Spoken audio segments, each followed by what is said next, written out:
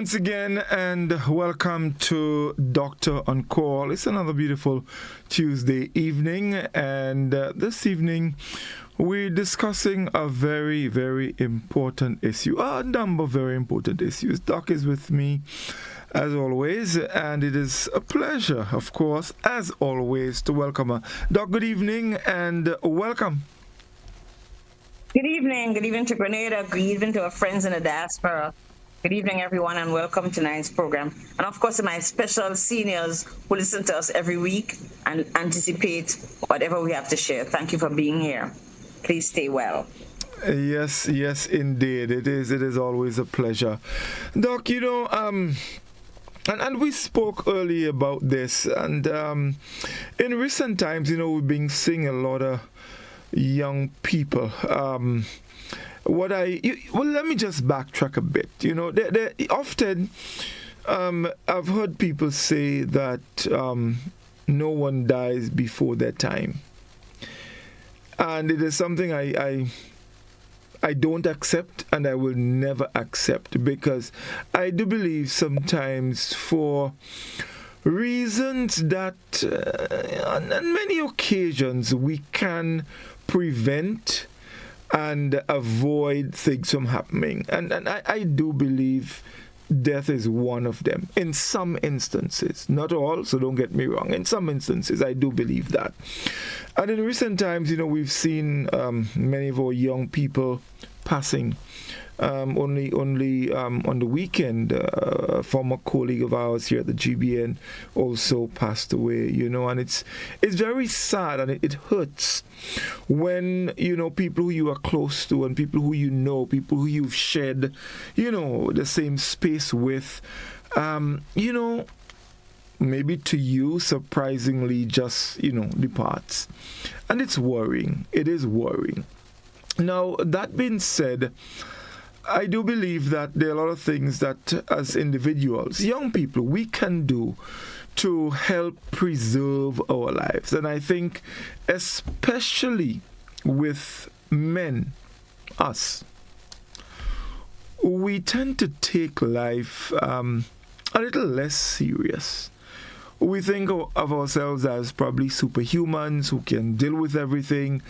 We take things for granted. You probably don't feel well, and to you that's nothing. You're going to feel better because you're a man, and a lot of times we don't visit our doctors, we don't do our checks. For example, we don't check our blood pressure, we don't check our blood sugar levels, we don't check prostate, and a lot of little things that we can do to help reduce the risk of us maybe getting a heart attack or a stroke or probably dying too young. We don't do it. And so, Doc, I want us to spend some time this evening talking about the importance of a lot of these things, because you could never speak about it too much, and I want you to remind us of some of the probably simple measures we can take by ourselves, to mitigate, to significantly lower the risk of us having to be in situations that can cause pain to us and to our families. Because it's concerning. Very concerning. Me now? Yeah. So good evening again, and this is a very wary topic and a very timely topic, as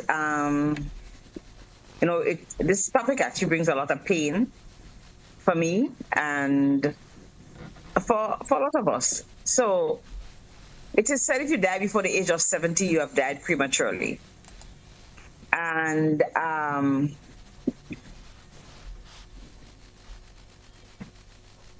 the most important thing is that we have so many factors that do not contribute to early death. Mm-hmm. So, for example, I think we have relatively accessible primary health care. I think we can get good food if we choose to have good food. You know the favorite saying, if you plant a bottle in Grenada, it will grow, right? Yes, indeed. So we have fertile soil. We still have rain and where to plant and all the rest of it. But we're not at war. That's one of the place.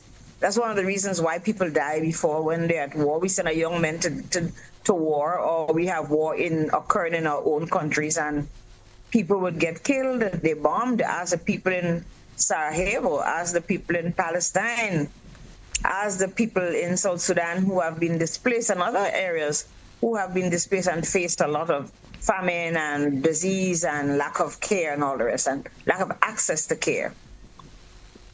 We also don't really have had any big natural disaster. We had Ivan, yes, and we had Berry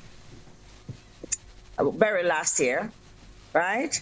But while the devastation was mostly to our infrastructure, our homes and our business and stuff, and while some people did die, we didn't have massive amounts of deaths like you'd find in floods in, they just had, it's monsoon they have in the Philippines and in India and other places when the rains come and the hurricane, well, it's there, those are their equivalent of hurricanes, and there's so much water, wind, flooding, poor infrastructure, and you lose thousands of people. And there was an earthquake today. In Peru. Philippines. In the Philippines as well, yes, after the flood. Yes, but there was also one in Peru. Yep. And there are other things like, even after the hurricane, access to care. People lose all their medications. People are injured, can't go to the hospital. Those things cause often premature deaths. Even for the people who are going out there as rescuers, everything is so unsound, you can be killed. And we have come beyond, although not as far beyond as we really should, the issue of childhood diseases. Okay, those infectious diseases. So what we've had vaccines. So today you can have your child vaccinated against pneumonia, measles, mumps, German measles, tetanus, typhoid, whooping cough. What else? Hepatitis B, and all of these illnesses that would have caused death, and that made our children die very early. Those childhood diseases, as we call them, that have now become preventable diseases. And we see the challenge because we see every day there's less and less what we call uptake, less and less families, parents, willing to give the children vaccines that made us become adults.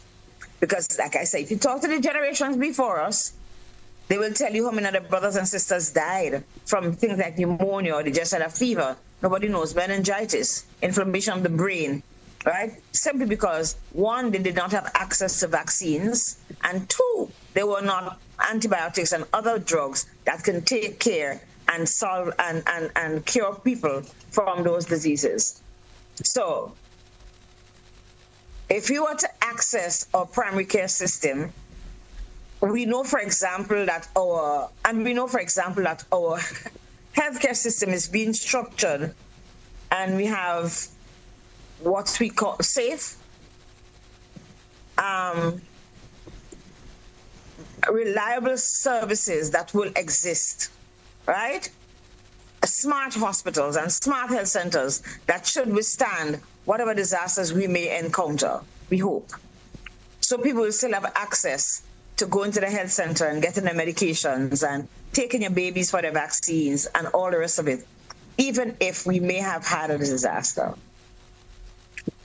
And of course, people are a little more financially able, so they live in better homes and they live in safer areas, and we learn how to prevent mosquitoes. So things like chikungunya and malaria and all of those things. Our primary care health system teaches us how to avoid having those kind of diseases that can cause the death of a lot of people. We have safe water. Today we had a situation in Grand Anse where we had the sewer main break. The first thing that is thought of that this water must not mix with the good water. That's the right. first thing, right? So the water authorities know that they to ensure that there's no seeping of contaminated water into the potable, into the drinking water system. They know that they must create an environment that's sane, that's free from bacteria by, treating the area where you have the flood, removing the sewer and all the rest of it, so that bacteria doesn't flood. I don't walk with it into my house. I don't walk in the street and take bacteria into my house, into my car. My child's biscuit fall on the ground and he puts it in his mouth and he gets sick.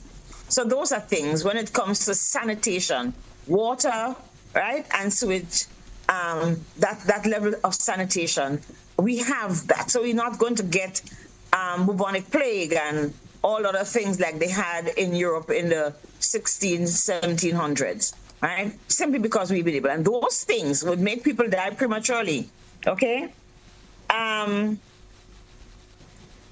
We also know that because we are a little less poor, probably a little more affluent generally, right? People can buy or are able to provide themselves with better food.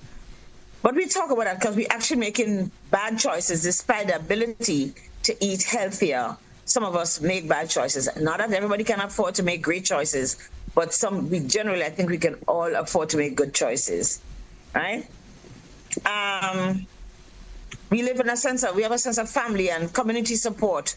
So where we have illnesses or we have grief, we have that kind of support. We have access to mental health, right? Those are the things we have laws that control our behavior, so we don't just walk around like cowboys shooting on each other and all the rest of it. And of course, probably the most important thing that we have in this time is education or access to education. And we know that populations who are less educated, speaking of being able to read and write and understand to start with, have a lower risk for diseases that are preventable, have a lower risk for diseases that are not even preventable just by living a proper lifestyle and avoiding the things that can make us sick. So all of those things, vaccines, nutrition, and education that gives us information as to what we can eat, we have better transport to hospital. We don't have to walk as long. We don't have to work as hard because we have technology that assists us in being productive. So we don't have to exert ourselves physically as people did 60, 70, 80 years ago.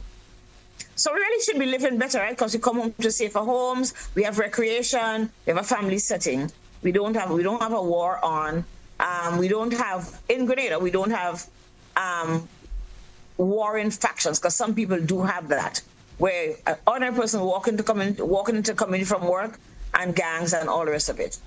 Whatever little problem we've had does not measure to what exists in other communities, in other places like Central America, where you have big gangs and people die young, even if they're not involved in anything. They just become victims because somebody can do it. There's gun control in Grenada, and the government and the police, the security forces, are trying their best to make sure that these rules are enforced, so that we don't have people walking around willy-nilly and shooting people and holding up people. So there are laws, there's a constitution that provides for safety within our population. So as a result of that, we kind of have been living a little longer, right? All of those things, we see that our life expectancy, 71 years for men and 74. But the big but is what Godfrey says that bother him. Why are we seeing on the obituaries 40-somethings, 50-somethings, 60-somethings who would have been exposed to vaccinations, who would have most likely have education, and then there are people who will die because they might get a cancer or something that they can't avoid. But what happened to the things that we can prevent? What happened to our lifestyle? What happened to what we eat? What happened to how we behave on the road? What happened to how much alcohol we consume? There are all those things that we have to worry about. And there's some other little things that will come in. So let's look at what our challenges are. And I want to talk about what are some of the factors that lead us to have diseases, especially chronic diseases.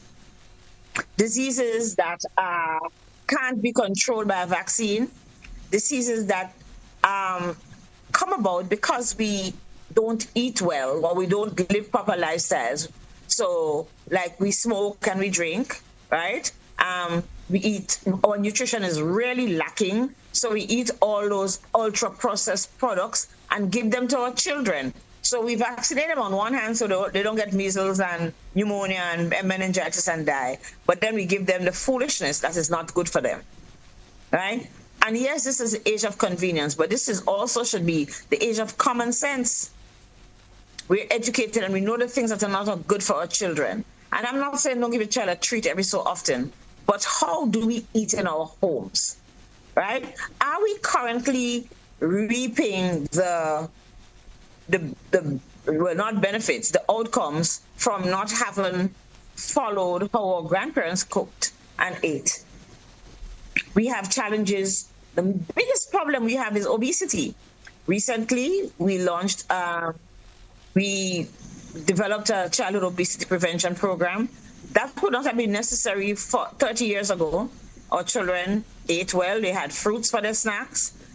Godfrey, you talk about bringing your bag of mango to school for your lunch, for your snack. And when mango time, nobody eats.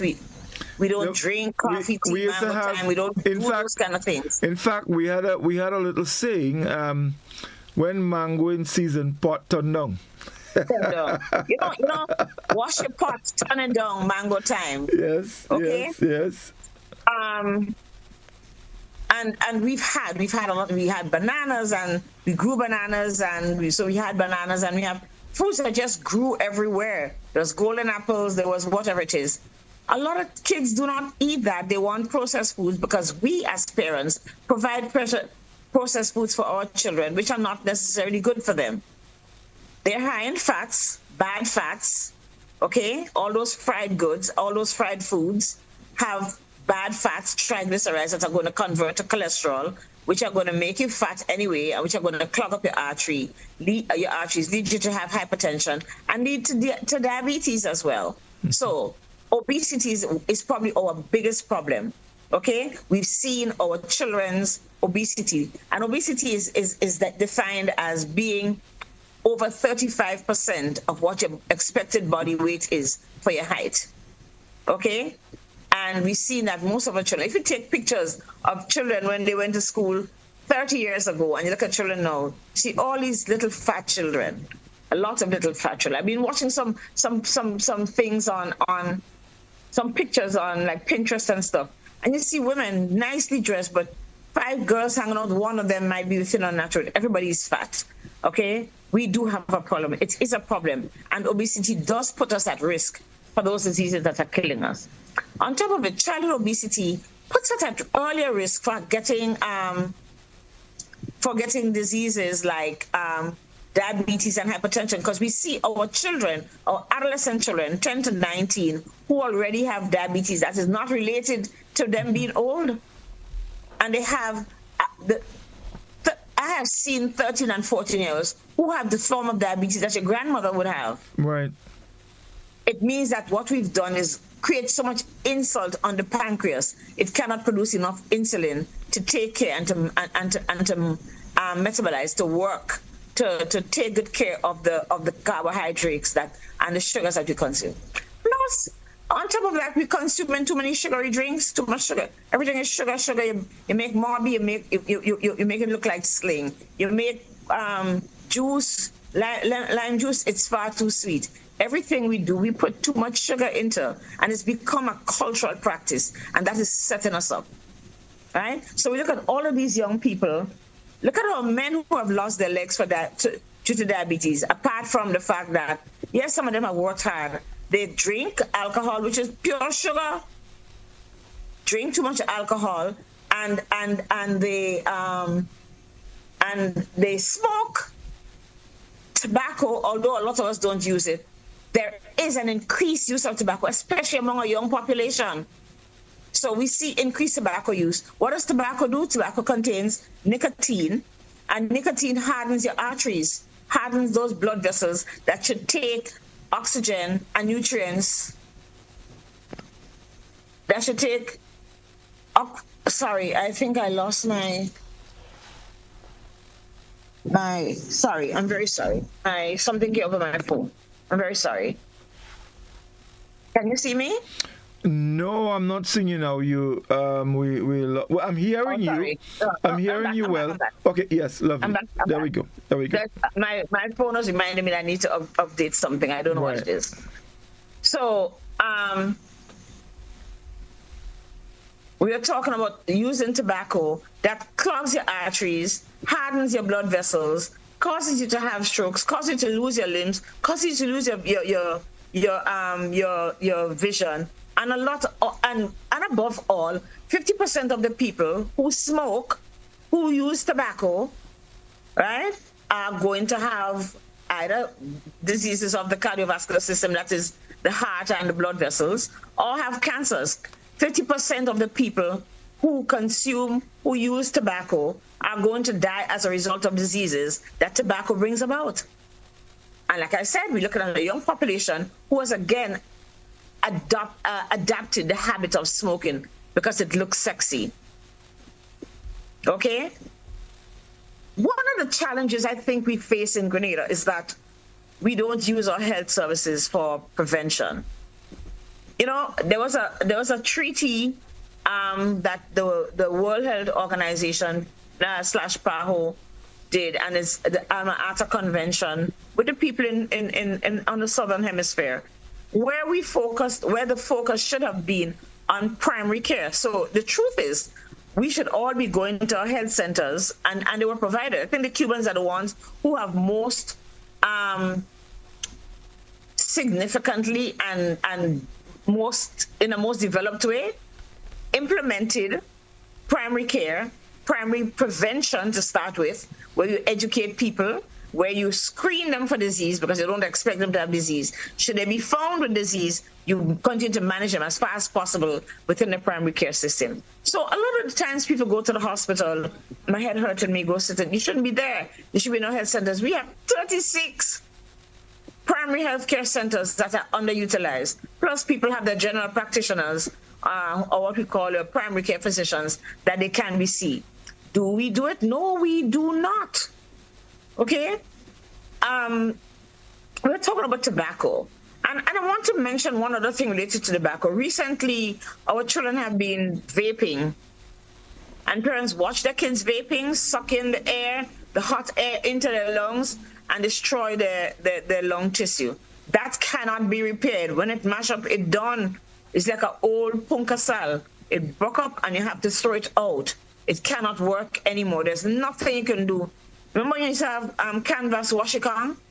Mm-hmm. When you have a shoe that's made of canvas and it tears, that's the end of the shoe. It's the same thing with our lungs when we vape. And parents see their children, they hear about it, they think it's benign because it smells nice. No, it's not.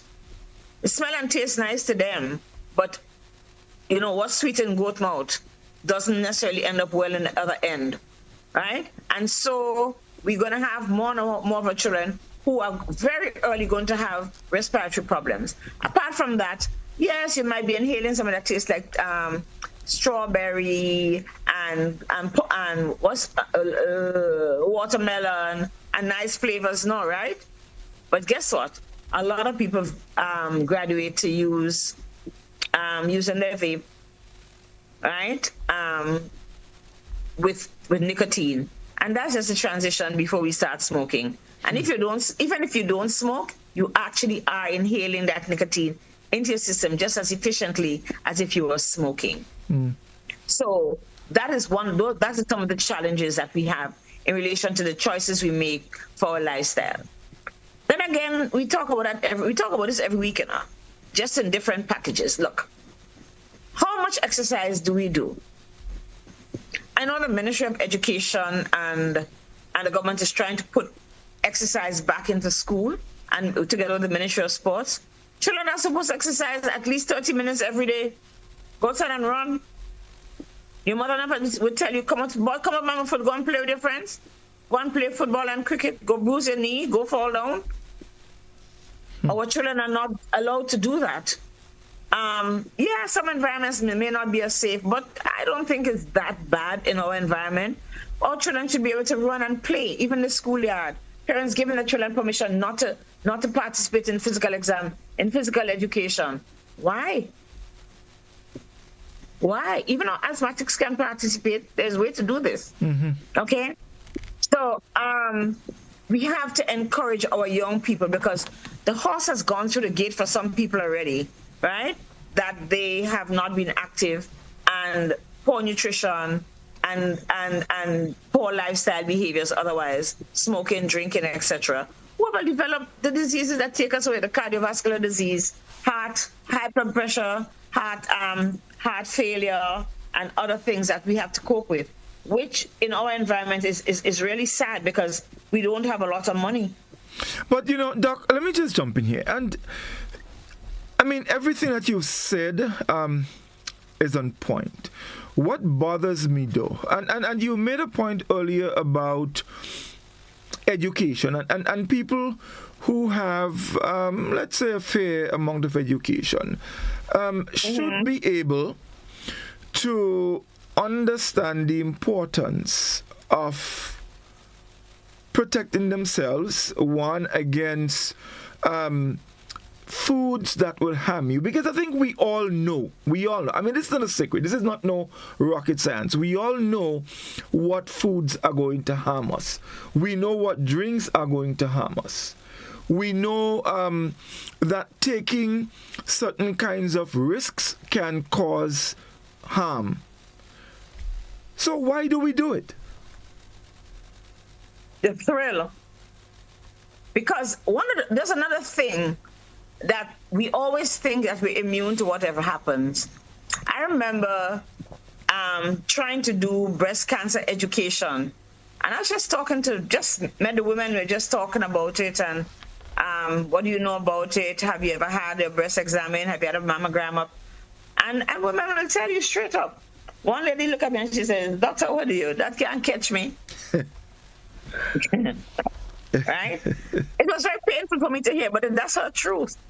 That is what she believes, that it can't catch. I said, "What do you mean?" She said, "No, sir, that is not for me.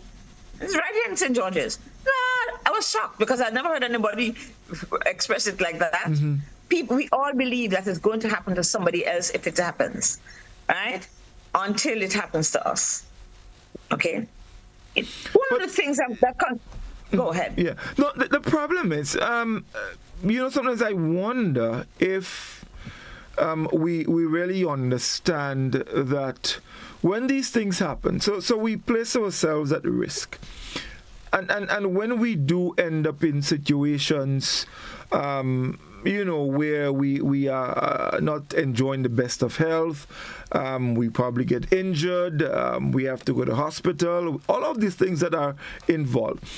I wonder if we really understand that when these things happen, we are not in it alone, and we are not allowed to face the consequences of our actions by ourselves, and that our actions impacts other people in ways that, create certain levels of complications for their lives as well. I mean, do we think about that? I mean, these are things that we've spoken about. So when you get sick, you can't go to the doctor on your own. Somebody has to take you there. Somebody has to be transporting you. That person might have to take a day off from their job to transport you back and forth. Somebody has to take time off to go get you your medication.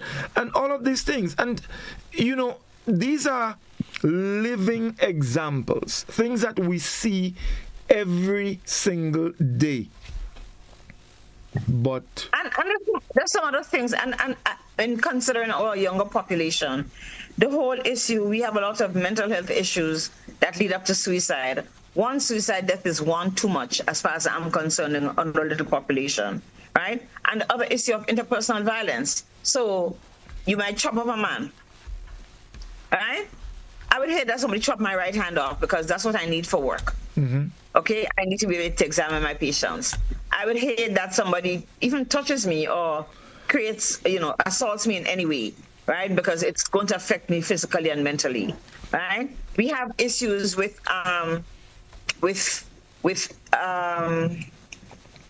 abuse of our children, physical neglect, and sexual abuse. There's a lot of sexual abuse. It creates problems and makes people ill earlier. So you see women with backache and depression and inability to function and inability to take it because they've had so much trauma, especially trauma in early childhood, right? We see, we think we can just hit somebody or beat them because we're a little more powerful. But that does hurt people more deeply than skin, right? So if you live in a community where you may be a slower learner and people, they tease you, they abuse you, they treat you badly, eventually it takes you in. How are you going to go to work? It makes you want to stay home, right? It makes you kind of get into yourself. How do you go to work? How do you make a normal life for yourself? How do you optimize the quality of life you can have, right? And depression will make us sick, very sick and unproductive, and can make us have other diseases. Mental health can bring on other illnesses. Mental stress brings on other illnesses. And we have to be very careful when it comes to interpersonal relationships and interpersonal violence in particular. So whether it's gender-based violence, whether it's just violence because you can beat up a boy, right? Because you're bigger than him, or because everybody's going to watch you laugh at him, or you can box a girl. I saw a young man on TV on the internet 2 weeks ago beating a young girl on the side of the street. Excuse me, young adolescent woman being beaten by a hard-faced, hard-backed boy. Okay, that is not her father. That is not her brother, and to whom she has probably done nothing. Okay, those are the things. Think about the trauma she has to carry through her life. Think about how she's going to be able to assert herself, to remain healthy, to do the things that has to be done. How is she going to do that? It's not very easy. Okay, so interpersonal violence is one of the things we're going to have to curb.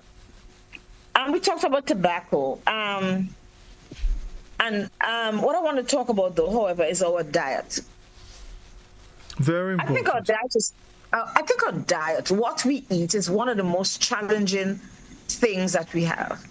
And while we've come to the age of convenience and it's easy to have mac and cheese out of a box, or a box of ramen, or potato flakes, or chicken and chips, which is Grenada's national dish. We have to understand that those are not nutritionally sound, because a lot of the processed foods have the fats that we don't need to eat. Okay, have fats, have the trans fats, but also we consume a lot of carbohydrates. Even when we eat traditional food like oil dough, the amount of carbohydrates that we consume, there's no need to consume 2 slices of breadfruit, half of breadfruit, if you understand what I'm saying. It's just too much stress on our pancreas, and leads us to having diabetes, right? We have to be able to recognize the content of our food. Carbohydrates are sugars and starches, right? We know what starches, that thick thing like yam and rice and potato and breadfruit, and there are good carbs and bad carbs. For example, with my diabetics, I tell my diabetics I'm very racist when it comes to food. No white food. Because often the white foods that we buy in the store are very highly processed foods. The white rice, the pasta. You know how I feel about pasta. The pasta, the white rice, the crackers, the whatever it is that is so bleached that it fills you volume-wise, but it offers nothing nutritionally, especially those other little things that you need. You need what we call micronutrients, so you need the vitamins and those other support things so that you can be healthy. During COVID, a lot of us went and got a lot of vitamins and took them in order to prevent or to shorten the life of the COVID virus within our bodies, right? Being able to push our immune system. COVID gone, everybody forget all about it. Okay? COVID is gone, everybody forget all about that. The other problem we have is the amount of salt we consume. Everything salty, too much salt. salt has two functions in the food industry. One, to give flavor, and two, for preservative. You only need so much salt to preserve a food, okay? You know, when we didn't have fridge, we used to corn our meat and stuff to keep it, but now we have fridge, all right? But you need salt for flavor. What has happened, people in industry have more and more put high quantities of salt in food and made us addicted to this high salt, right? If it doesn't have a lot of salt, we don't like it, so that it can compete with whoever the competitors are, right? If it has a little more salt, it might taste a little better, and so I would buy one potato chip as opposed to other potato chips. So the salt that we consume is something we're going to have to take into consideration, right?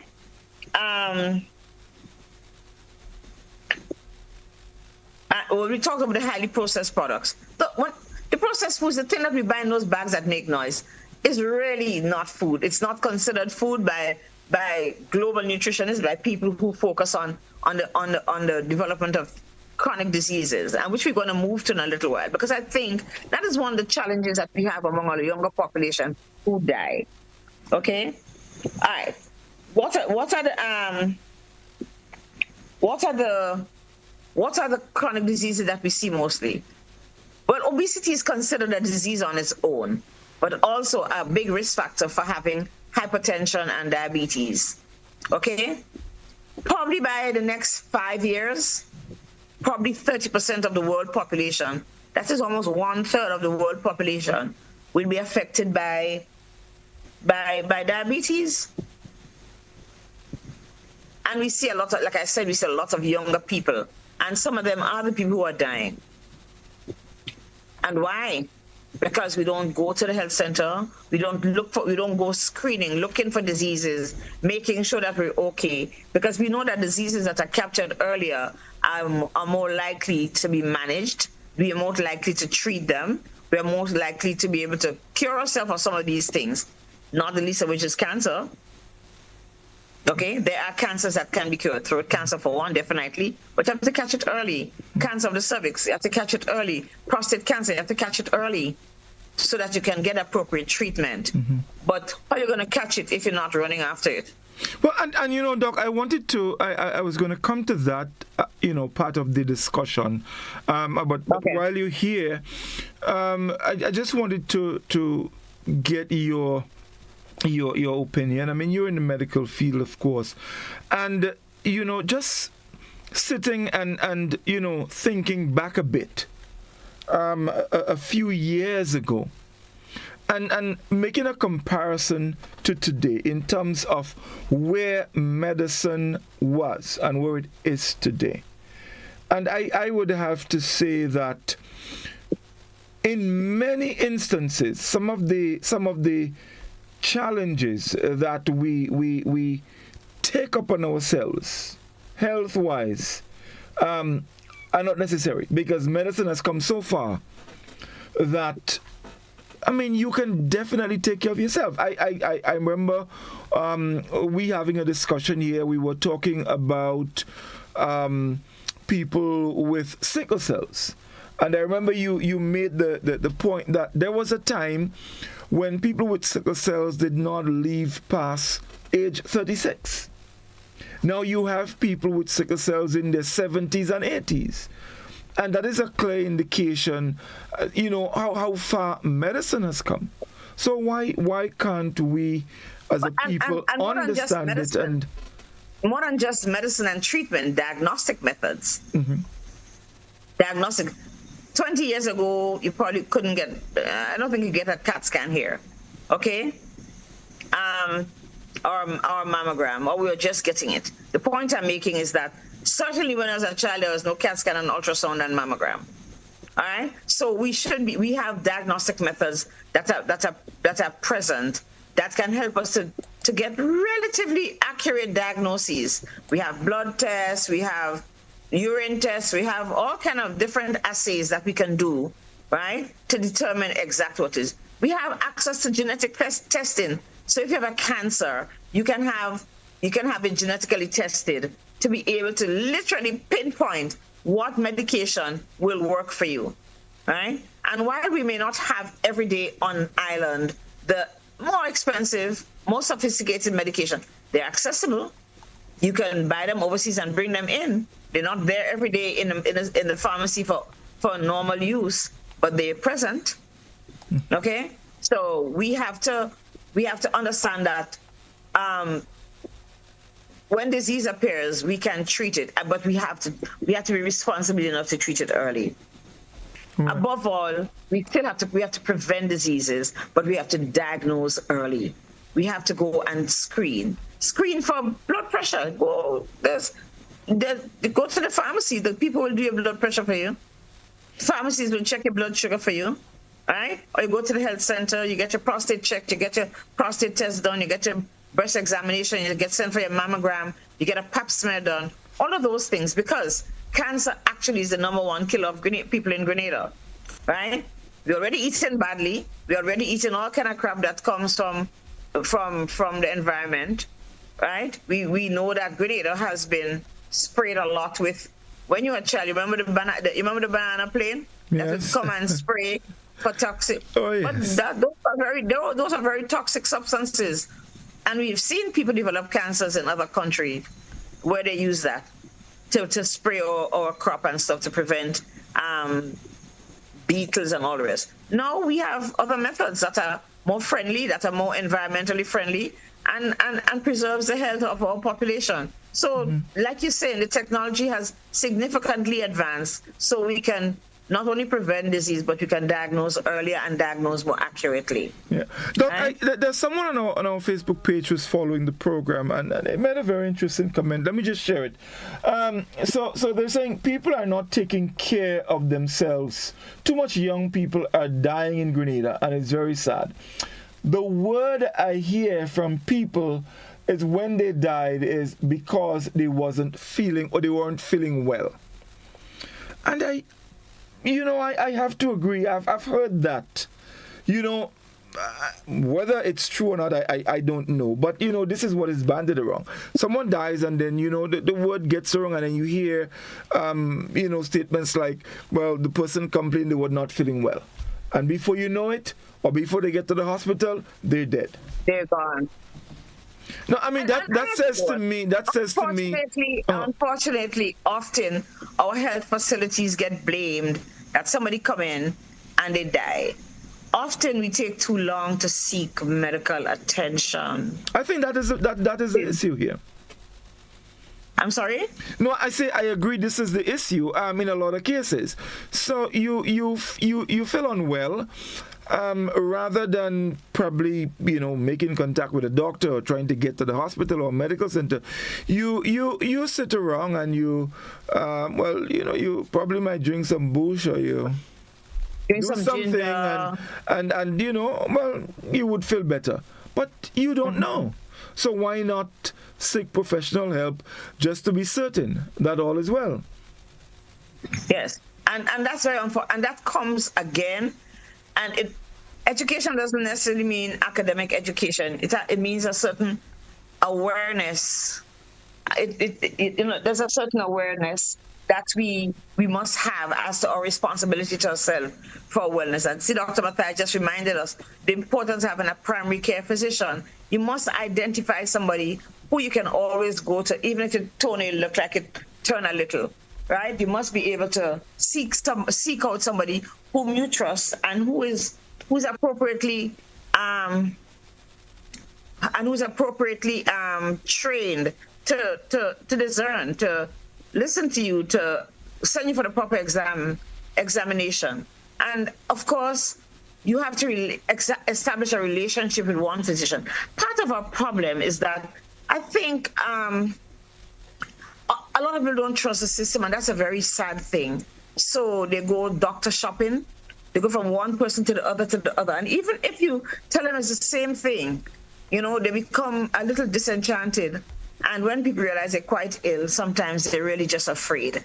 And I'm not calling it people who negligent to their care. I'm just trying to understand why that behavior. People are really scared, right? And it means that we, as caregivers, have a responsibility to establish a space, that thing called a space, an environment. So when a patient walks into wherever you're sitting, wherever you're offering care, they must feel that they can trust you and that you will be responsible enough to figure out exactly what's going on with them, if there's anything going on with them, and don't dismiss, because we can be quite dismissive, right? We can be too dismissive. The other thing is that people look for alternative care. They go to the neighbor. I had a patient who had problems with his cholesterol, and while I tried to set up his diet, one lady tell him what I'm supposed to take. And the day he feels like his heart is going to burst open, he fly back to the office, right? So maybe I didn't create enough trust with my parent. We have a different relationship now. Maybe I didn't create enough trust between both of us. And I've had to work on it, because that's my responsibility as a physician, to be able to give a patient, and all of us as physicians, nurses, whoever gives care, whoever gives counsel, whoever supports, we have to make sure that people can trust us. People have had bad experiences. If your cousin go to the hospital and his chest was hurting and he go to the hospital and he dies in 2 days, you're not going to the hospital if your chest is hurting you, and you might actually have exactly what he has, right? And you may have had advanced cardiac disease, but because the doctor them up there, you go to hospital and you're dead up there. Once you go to hospital, it's because you got dead. The people in the hospital will kill you. That's not what it is. Sometimes you just wait too late. So when you get into the place where the services are available, there's little or no help that can be offered to you. And that's what we don't want to see. There are too many younger people who are just dying, right? Who are just dying. Or men who have been drinking. I'm so concerned about our men who have been drinking, knowing that they have sugar, knowing that they have diabetes. And then we talked about this evening, something have to take you, but not so early. Something is going to take all of us, but not so early. Not so early.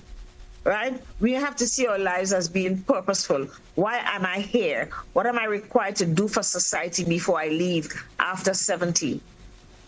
And there are those of us who are going to die earlier anyway because we have diseases that our bodies really can't manage.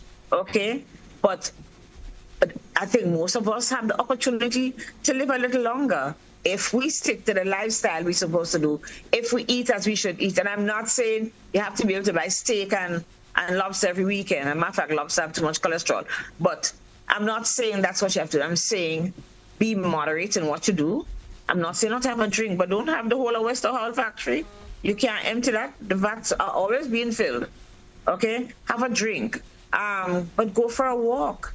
Play games outside with your children. Establish the way you and your family are going to eat in your house. Because guess what? One of the challenges we have seen is that people are burying their children. People are burying their children as a result of chronic disease. That is not supposed to happen. Who's going to take care of you when you're 80 if all your children are dead? Right? Who's going to take care of you? And we see a greater incidence or the new readings of chronic diseases in our younger population. That is frightening. When my 13-year-old child has diabetes, I worry. A lot of us still see. But Doc, I think this problem, and especially the diabetes and probably hypertension,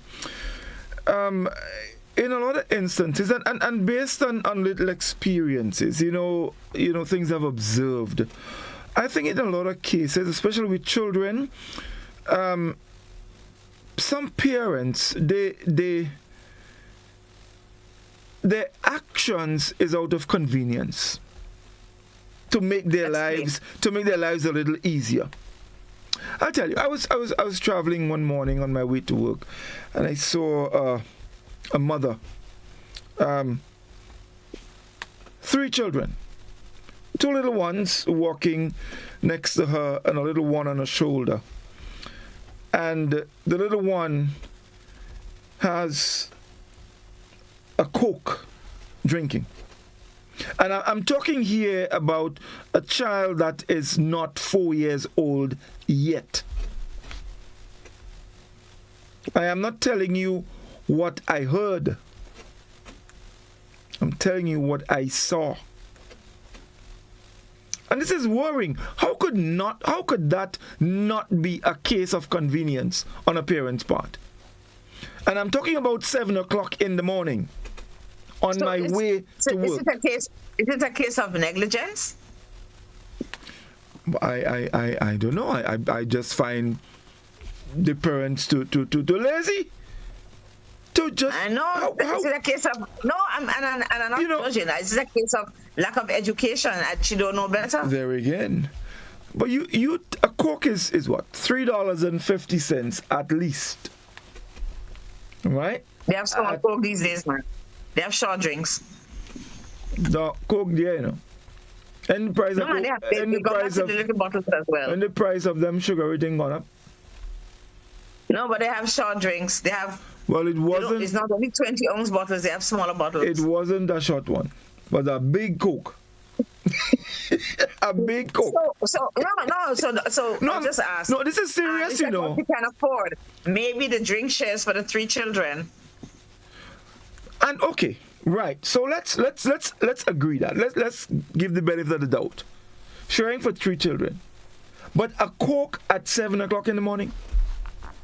You see, but because you don't do that in the house, don't mean that other people don't do it. It's a question of convenience. But it's. I'm not saying it's right, you know. I'm saying it's convenient to her. Aren't we? And she may or may not accept correction, because if you stop to talk to her, she might tell you how your mother gets you. But what I'm saying is that she's that's probably what she knows. We used to call when we saw the children would have a soda and the little short one that come from Trinidad. I won't be calling any names, and they'd have a pack of corn curls. We used to call it ghetto breakfast, because a lot of the kids who lived in the ghetto, that's what their parents would give them for the breakfast. So the kids come outside with the red hair and the 2 little tin foot, right? And they having whatever that thing is, and a one of the little cheese curls in a bag, and that's breakfast. So is the child satisfied? Yes, because there's a lot of carbohydrates, the sugar that he gets out of it. But in 20 minutes, he needs something else to eat, because blood sugar go up and drop back down. He's hungry again. But you see, Doc, here's my thing. So the answer to the question of why so many young people are becoming diabetic, teens, young children being diabetic, isn't that the answer right there? When we that is one of the reasons. Yes, it is. Remember they have juvenile diabetes, right? The insulin-dependent diabetes in children who have genetic challenges. Okay, so from this small, they just don't have well-developed pancreas, so they just don't have insulin production. That's one thing. And then you have the children whose poor little pancreas have to control the sugar, and to metabolize, to make the sugar work for nutritional purposes. So the pancreas kind of wear out, they burn out early, right? And you have adult onset diabetes, right? You have adult onset diabetes so very early. In our children, and like I said, these are children that are going to respond to the medication that you give to their grandmothers, unfortunately for us. But what is going to happen further? You're going to have people with diabetes. If you start diabetes at 13, 14, by the time you're 35, you already have kidney function. Your kidney functioning poorly. So you have complications. You have visual complications. You have complications with your brain. You have complications with your heart. You have hypertension accompanying that. You have kidneys that don't work, and you have circulatory problems, etc. As a result of sustained high glucose levels, right? Oh, and Dr. Matthias is talking about Red Bull. People who drink these energy drinks that have not only a whole lot of glucose, they have a lot of other vitamins and caffeine that makes the heart race. A heart that's already weakened, often because of the toxicity of the glucose in the blood, and they get heart attacks and die. We see some of our young athletes who drop on the field and dead. What do you think? they might be have a predisposition, that propensity to having heart problems. But not when you're 21. Take one Red Bull and it gives you wings. You go straight up to Jesus. Right? So that's one of the other things we need to tell our children or young people, right? Is about consuming those energy drinks, because they have way too much sugar, and plus they have other things that make your body function inappropriately and can kill you. I've seen a young guy die on the football field.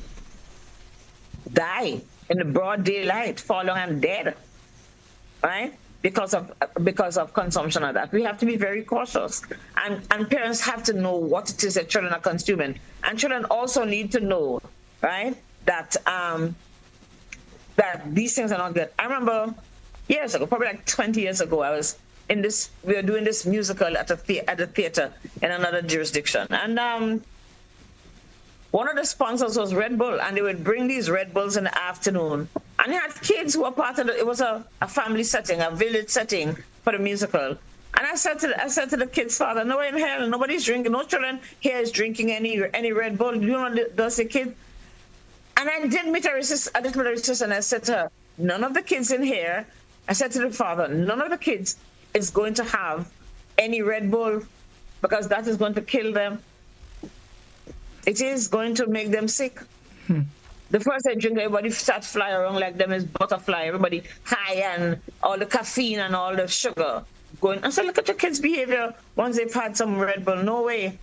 And then there was sugar-free Red Bull. Like, that is any big difference? Sugar-free Red Bull have more caffeine. Doc, let's take a short break, and we're gonna come right back. So stay with us, folks. We'll be back with you in just a moment. And of course, when we come back, we'll open the telephone lines. If you have any questions you'd like to ask, you can definitely do so. We'll be back in just a moment.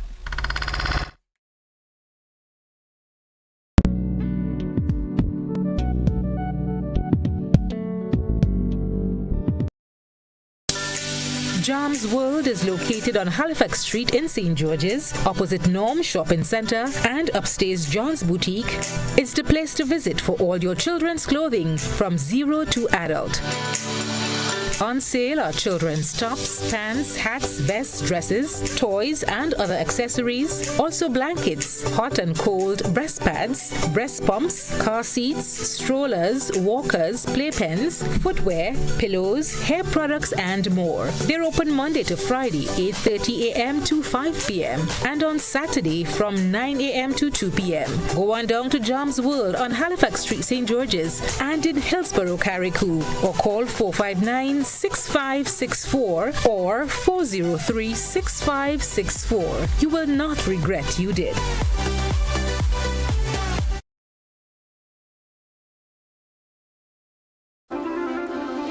Are you ready to take charge of your money, build wealth, and protect your family's legacy? Then join us on October 9th, 2025 at Radisson Grenada Beach Resort for your Financial Future 2.0 Legacy, Literacy, and Liberation, a one-day financial summit designed to break cycles, build wealth, and leave a lasting legacy. You'll gain real-life budgeting hacks, a money mindset reboot, steps to create generational wealth, and practical tips on investing, estate planning, insurance, health, and business finance, all from expert speakers who know how to turn knowledge into action. With 2 inspirational keynotes, 3 powerful panel discussions, and 6 breakout sessions, you will leave with your personalized action plan for success. Don't wait. Secure your seat today. Tickets are EC $350 at disruptiveleadershipconference.com/YFF. Your Financial Future 2.0. Your next chapter starts here. At Oasis Pet and Garden, we bring you the best products at the best prices nationwide. Pet lovers, we have a wide variety of loving, healthy pets just for you. Hamsters, guinea pigs, fishes, birds, puppies, bird food, and dog food. Visit the Oasis Pet and Garden today. Conveniently located along the Wester Hall Main Road, Wester Hall, St. David's, and Melville Street, St. George's. Now serving you at 2 locations. Visit us today.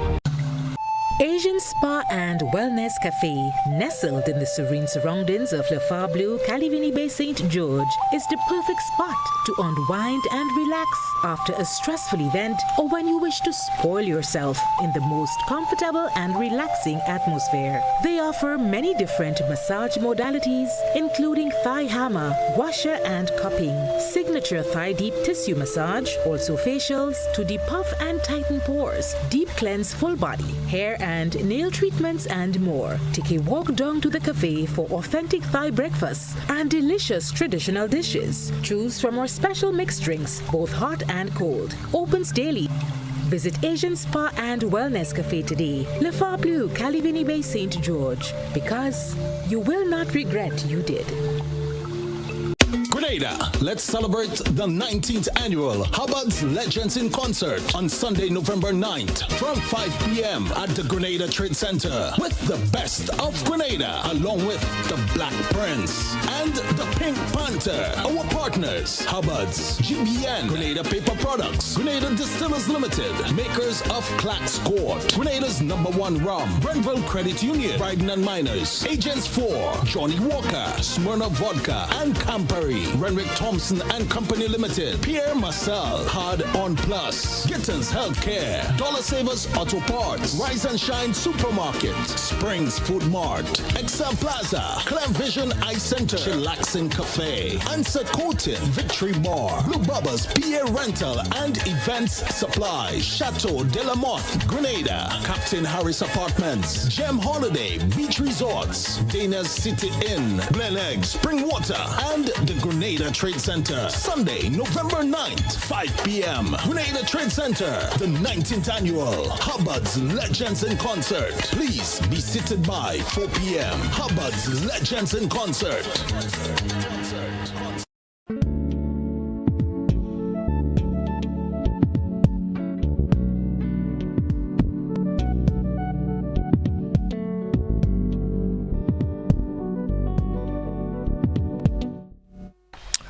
Welcome back, folks. It's Doctrine Call, and we've been, discussing, the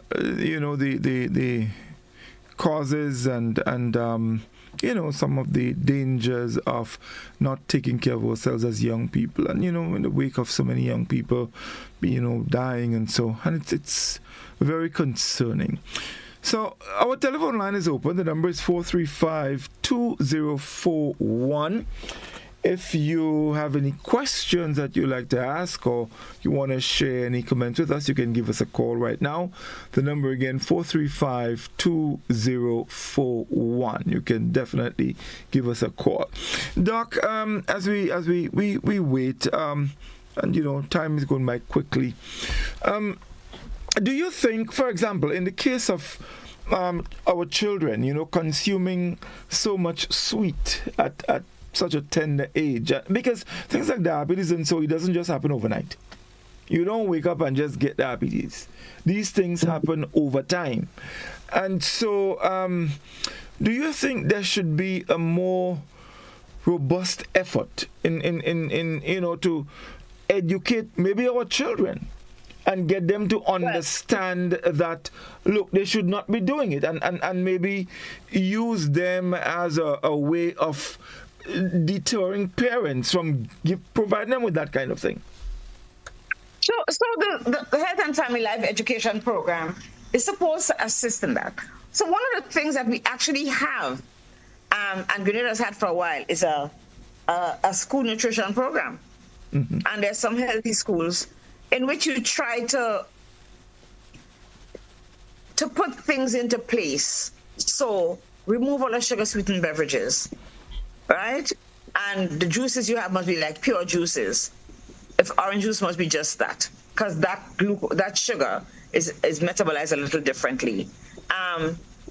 Getting a menu for the school lunch that is more wholesome. So instead of giving fries and fried chicken, you can have other things. Okay, have a salad, have boiled bananas, breadfruit, things that take a longer time to thing, and cook the chicken differently, right?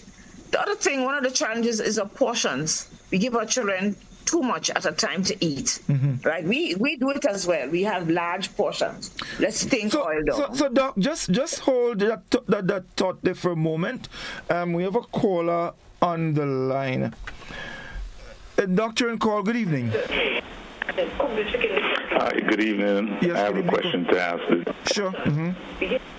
Okay. Yes, go ahead, caller. All right. Thanks for this robust discussion. Greatly appreciate it. And I know this is a tough discussion here. Okay, caller, just turn the volume of your radio, your TV down a little, and listen to us on the telephone. Good night, folks. This is a familiar voice, Dwight Matthias here. I am calling because this is a robust discussion, lots of information, and discussing this broad topic in such a short time. I think what you guys are doing, being very honest, transparent, and really addressing the issue. It's very sad to know that our youth are dying at such a young age. And as Doc has stated earlier, it's very important to establish a relationship with a physician quite early to identify changes. Number one, if you have a family history of cancer, it may be genetic, so that the primary care physician can identify that and look at changes of the individual.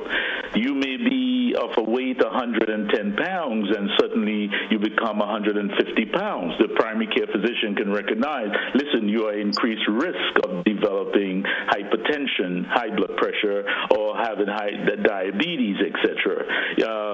The physician may look at you and say, well, that eyes look kind of pale, and recognize you're developing anemia, and then he can look and make these differences.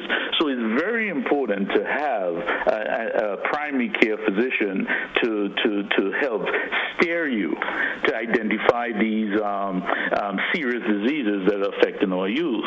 Now, in regards to the chronic diseases, I've just been editing a paper, it's not published yet, from St. Lucia, looking at hypertension, diabetes, and other chronic disease in the Caribbean. And they look at 1,000 patients. Out of that 1,000 patients who had insurance and didn't have insurance, there were over 35% of them without insurance had high blood pressure. Over 30% of them who had insurance had high blood pressure. And as it's been discussed here, what the cause of high blood pressure, the stroke, the heart attack, the heart failure, etc. So it's very important to really establish a robust healthcare delivery system to identify issues. It has to be done. And another issue you brought up, that our intellectuals are having these issues. They rationalize because they get on the web. They may be on a side gig, and someone says, oh, you don't need medication. You just need to do X, Y, Z. But if there is a genetic predisposition, it's very important to identify that. The lifestyle, etc. And I'm seeing a lot of that. I have to be patient enough. A patient comes to my clinic with an A1C, a blood sugar reading that is over 200, and she doesn't want medication. The question here is, why is the blood sugar over 200? Is the body capable of controlling blood sugar? The answer is no. The body is not capable. So therefore, that patient needs help. So they have the choice, and we have to respect individual choices. But tonight, great discussion, and I do hope I continue to learn from Dr. Nixon in her discussion. Thank you, guys. Thank you very much, Dr. Matthias. Thanks, Dr. Matthias, and it's always a pleasure to have you. Yeah. We soon call you because we have a lot more to discuss. Definitely. So I'm glad he opened the discussion that I wanted to lead to, because we have baby clinic 0 to 4. Everybody go, they get their shots, blah blah blah. We can talk about this another thing. The non-acceptance of vaccines is becoming a challenge for us, right? Because people forget that we don't know anybody who have had polio because everybody was vaccinated against polio. Emerging diseases, we see polio all over the place where vaccines are not used. And please don't follow Donald Trump, okay? Because he probably have all them shots. Anyway, when it comes to our young adult population, so after you come out of high school and you're no longer under the jurisdiction of your mother and father, we tend to slacken a little. People don't go to the doctor. And then, most young people are relatively well, okay? All right, so they can drive up and down, drive fast. That's the other thing about driving, so they can kill themselves off, right? Most young people are relatively well, and they really should be continuing that preventative care, right? Like Dr. Matthias said, have your primary care physician, or even your health center where you go and there's a primary care physician, because primary health care don't cost anything to us. We don't have national health insurance, but you can go to a clinic and see a doctor free of cost, right? So we're gonna have to establish a system for that group, that 20 to 40, 45 age group, where they feel comfortable about, let me go check on myself, right? And I remember my male friends in that other jurisdiction. Every time one of them dead, everybody go to the doctor. We shouldn't be waiting for a tragedy to motivate us. We should be preventing the tragedies, okay? Our friends die. Often I hear people complaining about the health system, why their friend died. But your friend was sick. We don't give people diseases. Remember that. When you go to the doctor doesn't say, let me give you some diabetes or let me give you some hypertension, right? We have to be aware that we are all at risk. My daughter has an issue with her colleague, with her friends, her contemporaries. And she keeps saying, guys, we old. We're not as young as we think we are, right? And then one of her friends had a stroke, right? And they're young professionals, they're young medical professionals, not so young. And she keeps saying, you have to get yourself checked. You have to get yourself checked. You guys think you're young. Well, you're not young. You lament when a contemporary dies. But it's because we're not as young as we think we are. So we need to encourage our population coming out of adolescence, 2021, where there's no real health system that looks out for you, to be able to keep that habit and keep going and get yourself checked, making sure, just as how you go and check up your car engine to make sure your car passes, there's enough air in the tire. If you think your engine needs bleeding, you do that. Take out all this sludge and stuff that's in there so that your car can work well. In the same way, we have to encourage that population. Women may go to the doctor because they get pregnant, right? But how many of us have not had a pap smear? How many women have not had a mammogram, right? How many women, and technology is so much less. How many people over 50 have not had a colonoscopy? How many people over 40, men over 40, has not had their prostate checked? And those are facts we know. But we're going to have to find a way. And people who are here now, remember, after 21, you still need to go. You need to go see a doctor every year. You still need to go. You're not going to say, okay, come back in 2 years because things look good. But at least get into the habit of just going for a checkup. Believe it or not, you'll be surprised at what you can catch early and what you can fix. That is what I'd like to see happen with that population that we're so concerned about, that turn up on the obituaries in the evening at 40 and 45 and 55. Yes, and there's cancer and there are other things that are going to happen in a very fulminant way and cause death.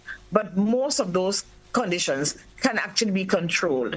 And waiting to go to the doctor when there's no way to help you. Yeah, when there's no possibility to help. First of all, we don't have all the advanced technology. But even with the advanced technology, a lot of us still perish simply because we have not approached the challenges or the possibilities early in life. Right. Doc, we're out of time, but I would like us to continue this discussion next week because, aside from, or together or along with the health complications, there are also economic complications that go along with it. And maybe in closing, so we can start there next week. If, for example, a young person, you want to get into, you want to build a house, so you want to get a mortgage. You need life insurance. Dr. Matthias mentioned insurance.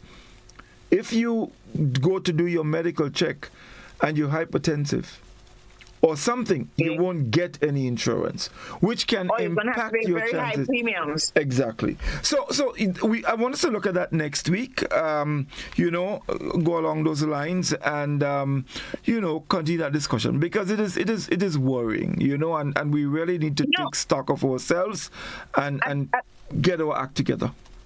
At the UN General Assembly, there's a side meeting called a high-level meeting looking at chronic disease. I know we run out of time, right? Looking at NCDs, non-communicable chronic diseases, those preventable disorders. And our Prime Minister actually spoke about that and spoke to access to medication, because access to medication is one of the very important ways to control disease. But we want to go before that. We want to make sure that people live healthy lifestyles so that they can stay well. And even some of us who live a healthy lifestyle will develop diseases because we're genetically predisposed. And so we want to make sure that our people, while the government is doing what it has to do, the medications is one part of it. Putting sports back in school, having a school nutrition program, having a childhood obesity prevention program. All of those things are important. But there's no need to have them if people do not make the effort to be able to access it, right? Mm-hmm. Having vaccines. If you don't take vaccines, you will get measles, mumps, rubella, polio, and you will die. Our children will die from those things. So while the services are provided, we also have to make sure that we access the healthcare services in order to have a fulfilled life. Your life expectancy is how long you're expected to live after the day you were born. You are going to decide how long you expect to live. Yeah. So, Doc, that's all the time we have. We thank you very much, folks, for staying with us. Our friends on our Facebook page, we thank you very much for all the comments, that you've shared with us. We thank you so very much. And, of course, we look forward to continuing this discussion next Tuesday on Doctor and Call. So tomorrow evening, join us. Kaiso Talk is back, and of course on Friday, We Culture is back. So as many folks intimated, they've gotten their Friday nights back. We're looking forward to sharing with you again. We have a wonderful one-liner for this Friday. So until then, you take good care. Have a good night. All the best. Night.